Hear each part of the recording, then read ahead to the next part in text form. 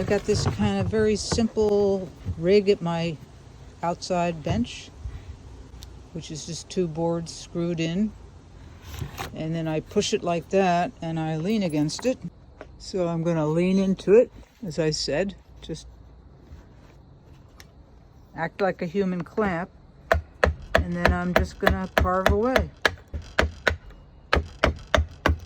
The first thing I like to do is carve off all these dark lines so that I'm not confused what I'm keeping and what I'm getting rid of. So this X right here actually marks where a screw comes through in the back, holding this front board, which I'm carving, to this back board, which is square and nicely fits against my improvised clamp. And now I'm going to go back to removing those Sharpie lines. I'm also just trying to texture it a little.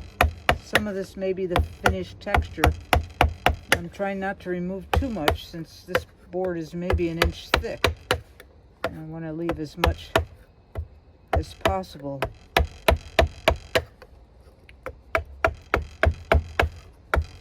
So I'm going to stay away from that X because, as I say, there's a screw in back of there and I don't want to nick my knife, which would be very regrettable.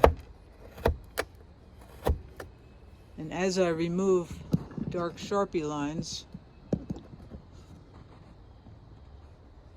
it becomes more obvious where the screws are. Here's the other one right here. There are only two.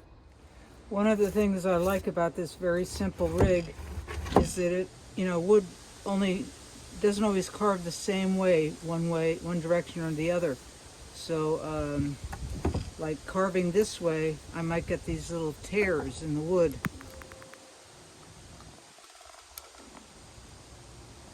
But carving the other way, it might actually carve much more smoothly.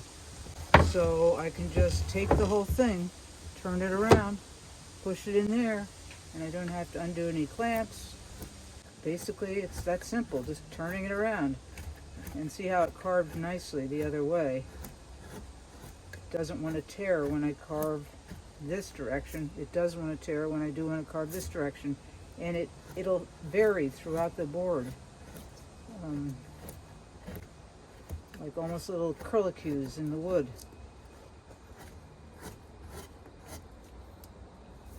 Still trying to remove all the little Sharpie lines so I can see really clearly where I'm at and see whether I like the design.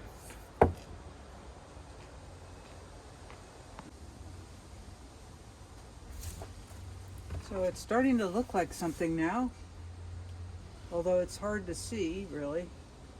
I'm getting rid of most of the black lines and that makes it easier for me to see what I'm doing. And now I'm going to probably start to work on the faces.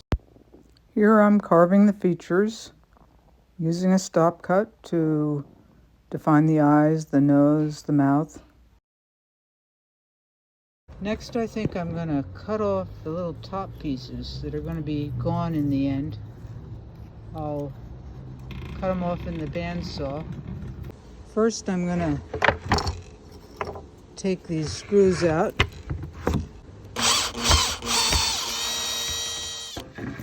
Now I'm going to bandsaw these edges off.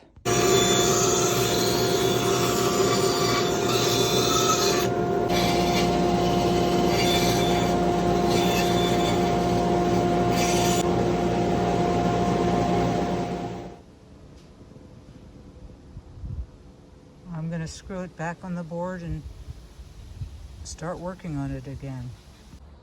So I'm going to use my fingers like a caliper with the X, like that, and figure that that's where I'll put the screw.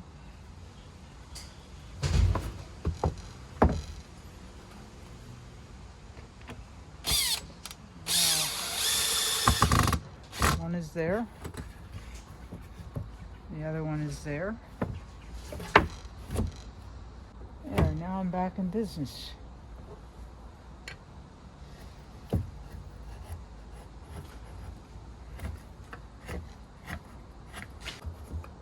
have to turn it the other way. Once again, it doesn't want to carve well one way.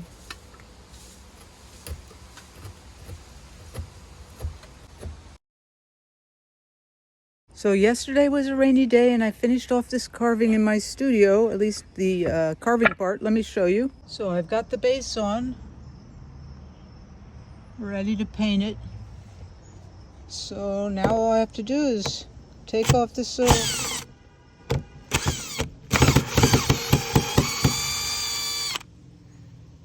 setup I had for carving again.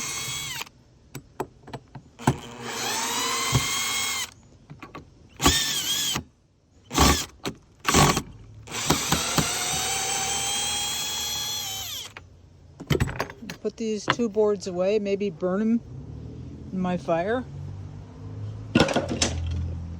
And back to having a flat desktop. It's a pretty cheap setup. It's been here for about 5 or 6 years. It's just starting to get some fungus there, which means that board is probably going to rot soon. But in the end, I'll just put more boards on top and drill more holes. And I'll be good to go with another bench. But I probably have 2 more years out of this one.